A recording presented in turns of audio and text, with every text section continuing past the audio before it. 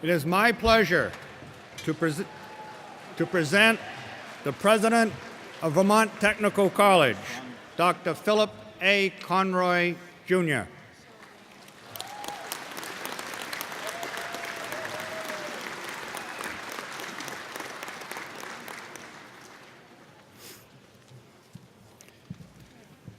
Well, welcome. It's my pleasure to welcome you all here this afternoon for our 147th Vermont Technical College commencement. It gives me great pleasure to introduce alumna Jennifer Lavadier-Benoit, dental hygiene class of 2010. Jennifer is a practicing dental hygienist for Timberland Dental Group in South Burlington, Vermont. She will now lead us in singing the national anthem.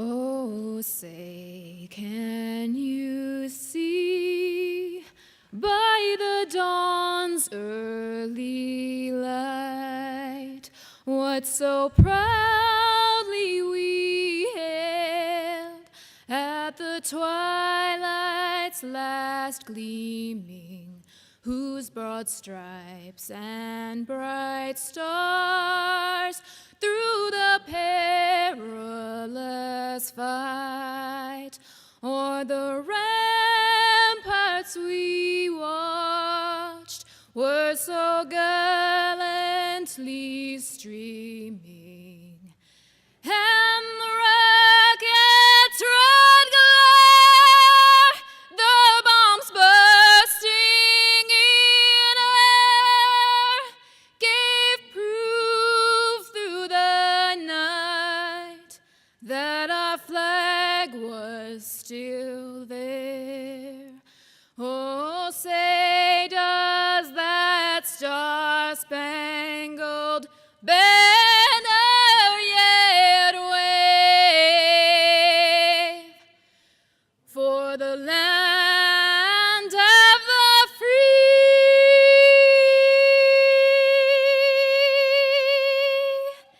and the home of the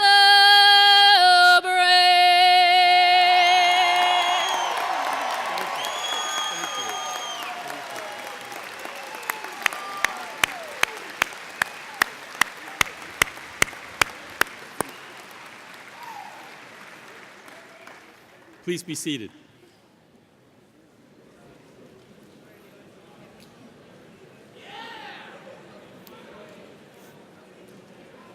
Alumni, trustees, parents, guests, and soon-to-be graduates of Vermont Technical College. As the president of Vermont Tech and on behalf of the faculty and staff, I want to welcome you to Vermont Technical College's 147th commencement. Today's celebration marks the end of one chapter and the beginning of another chapter in the lives of you, the members of the class of 2013. The members of the academic community represented here on the stage and in the audience behind you at Vermont Tech join with your many friends and family to honor what you personally have achieved during your time at the college.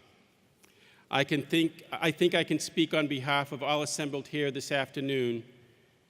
We are very proud of each of you.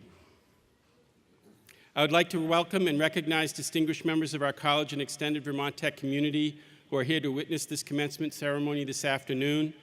Please allow me to introduce them. You've already met our College Marshal, John Knox. John is a professor and department chair of mathematics at Vermont Tech. John was recently recognized by the college for his 40 years of service and teaching at Vermont Tech.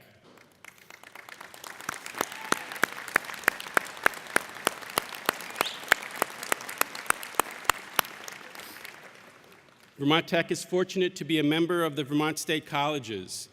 The Vermont State Colleges have a talented and dedicated board of trustees. We are most fortunate to have members of our board present today. First, I'd like to introduce Gary Moore, the chairman of the Vermont State College Board of Trustees from Bradford.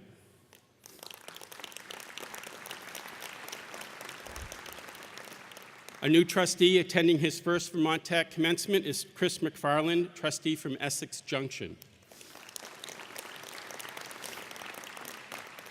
I want to thank the members of the board who have expressed their support of our graduates through their presence here today. We appreciate the great work you do for our college, for the system, and for the state of Vermont. I would also like to welcome Tim Donovan, the Chancellor of the Vermont State Colleges. Our Chancellor is a strong advocate for accessible and affordable education for the citizens of the state of Vermont. We appreciate his support of our graduates this afternoon.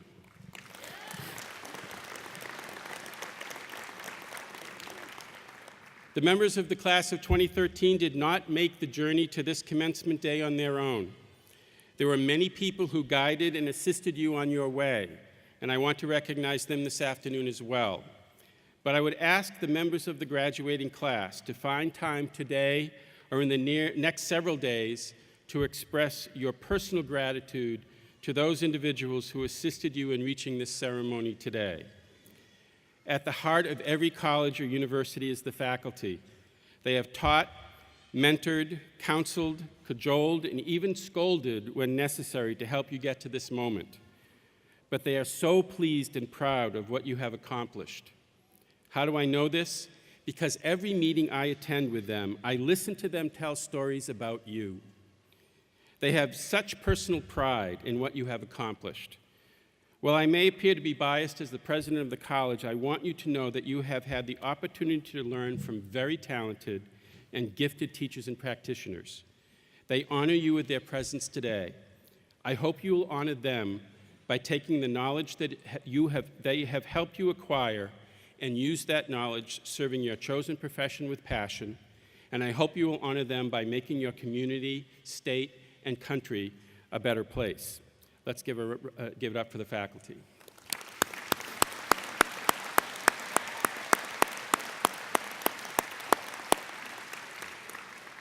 In every college community, there's a core of people who support the educational mission of the institution outside of the classroom, but are still teachers and mentors in many ways.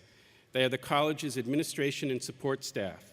They too have contributed to your success through maintaining an environment where learning can take place. In many respects, they have provided an environment where you have been able to apply some of the ideas you learned in your classes by helping to maintain our campuses, our laboratories, and even providing extracurricular learning opportunities. I can think of several events that have occurred on both campuses, both our main campuses this year, that were totally student-driven but guided by members of the staff.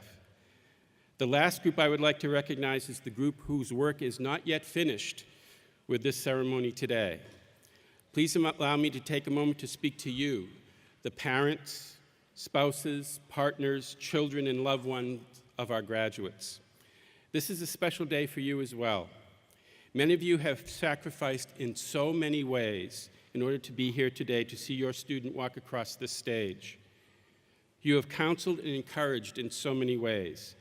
On behalf of the Vermont Tech community and our students, we thank you for your support and congratulate you as well.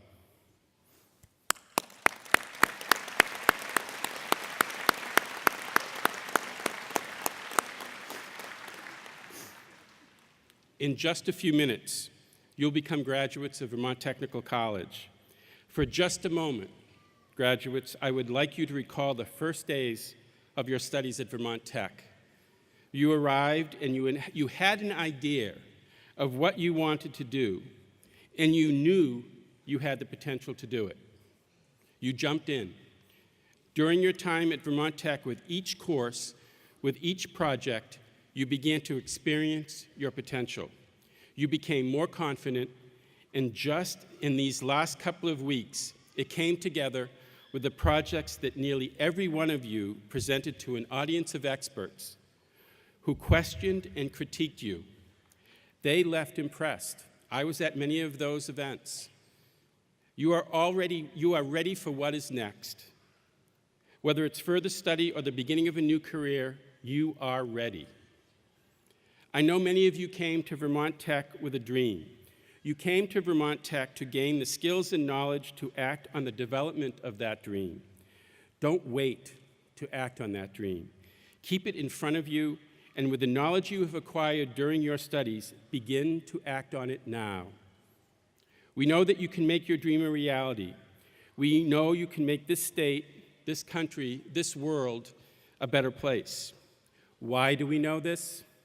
Because you are graduates of Vermont Tech. Thank you.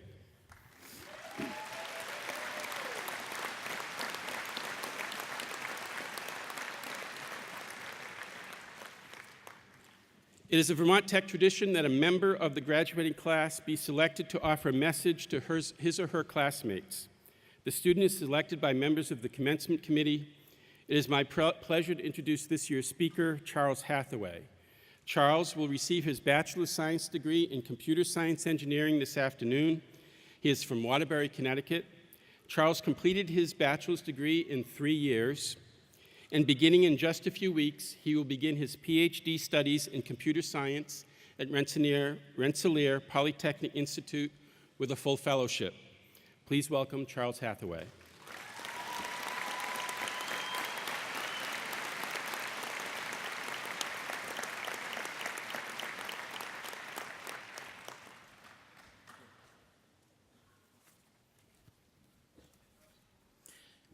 Hey, so this is graduation, but I'm pretty eager to get it done with. So I'm going to try to keep my speech short and maybe a little bit, humorous.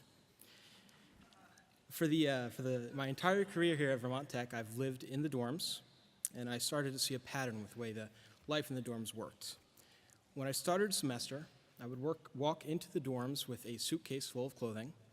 I would unpack the suitcase, the shirts went in the closet, the pants went in the dresser, and everything was fine. As the week went by, I would wear the clothing, put it into the hamper, and at the end of the week, I would take the laundry bag down to the laundry area, wash everything, fold it, take it back upstairs, and put it away. As a few weeks went by, I got a little bit busy and started to slack a little bit. I would take the laundry down, wash it, fold it, and then take it and simply dump it all onto my desk.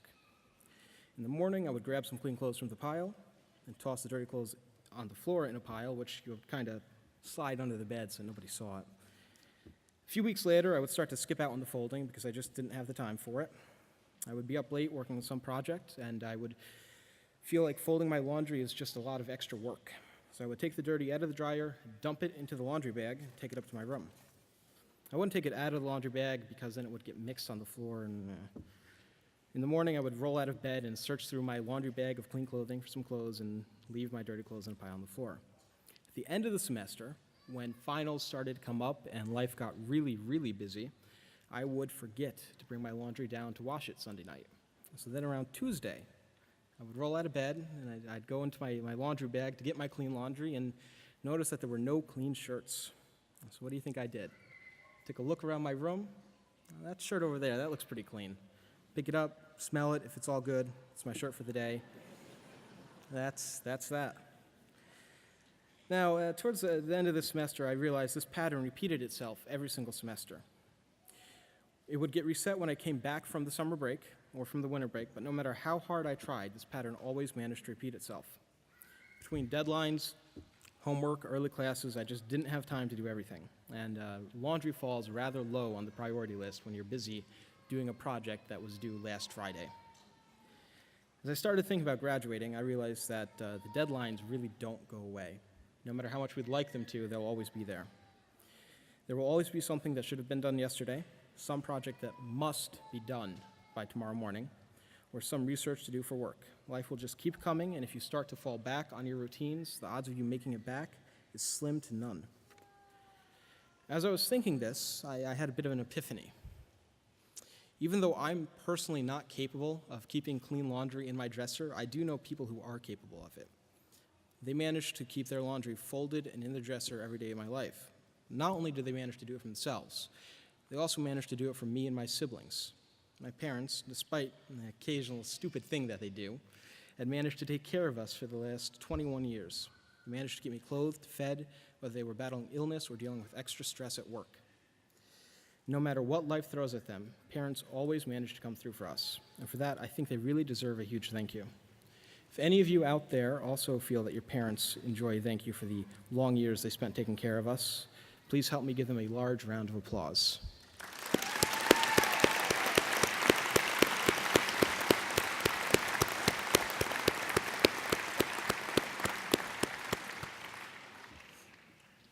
All right. So this past semester, the Computer Information Systems Department hired two new professors, Dr. C.J. Wang and Dr. Jeremy Ouellette. I had the pleasure of having classes with both of these gentlemen, and I observed a few very important things. The first lesson that I learned was that one never stops learning. Both of these professors had achieved the highest academic degrees available to them, and yet they continue to learn every day. They both spent years in the industry applying the skills that they had learned in school, but when they came to Vermont Tech, they still learn new things every day. This is a lesson that I hope I'll be able to remember, because it is a very valuable one. No matter how much I accomplish or how much I learn, it's important to remember that there's always more to learn. There are always things that I need to know. I think really the best way to judge if a person is truly smart is to ask them if they can tell you something they don't know. Because this means they know they don't know it, and they know they should know it. And that's a very, very valuable skill. Now, the second, and perhaps much more valuable lesson that I learned from these teachers was the value of people skills. Now, as a software engineer, I came to school and I was thinking after I graduate, I'd go get a job and I'd have a little office, right? The office would have a door, and on the door there'd be this slit. People kind of slide in what they want done. A few weeks later, I'd slide out the finished work, and life would be good. As it turns out, that's not quite how it works. Programming is much more social than I could have possibly imagined. It is very, very important to have the ability to get along with people, to deal with your emotions and your feelings in a very mature and practical way. This goes for virtually any field we enter. We will always be dealing with other people, and we will always need to work in teams. It wasn't until this year that I really began to recognize the importance of it. I'd worked on teams before, but this year I was part of a student teams, and we had some problems working together. And as we were having these problems, the teacher just sat out and never really talked to us about it. He just let things work themselves out the way they would in the real world. Now, that gave me a lot of contrast to the way things work, because in the past I'd been on teams where everything jived very nicely. But knowing how much stress and negativity there can be on a team that doesn't get along made me recognize just how important it is to be able to cooperate with other people and be able to work towards a common goal, even if there's conflict on the team. Now, I had to learn this lesson the hard way, and I must commend the teacher that had the wisdom to let things work themselves out. Even though we don't always agree with what our teachers do, or we don't always understand why they do it, I think we should all understand there's usually some reason for them doing what they do. It is not often that we acknowledge them for making those hard decisions. I think we should take a minute to thank our teachers for helping us, even if we didn't always understand what they were doing. Let's give them all a very large round of applause.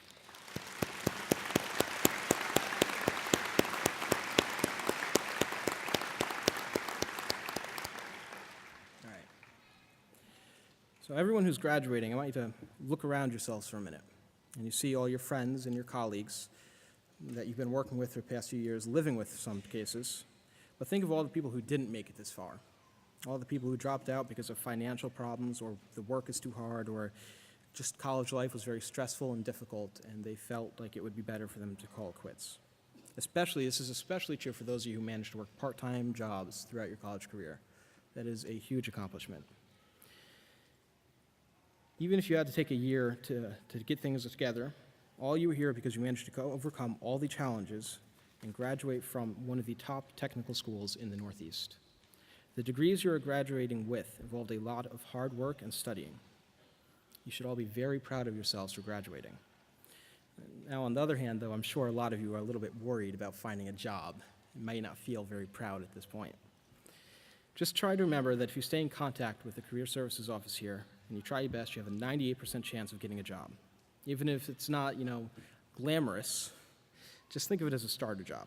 And for the next few months, focus on keeping your laundry in the dresser, keep yourself learning, and try to get along with your coworkers, and then everything will turn out great, and you will have a long, happy career. And that's all I got. Speech is over.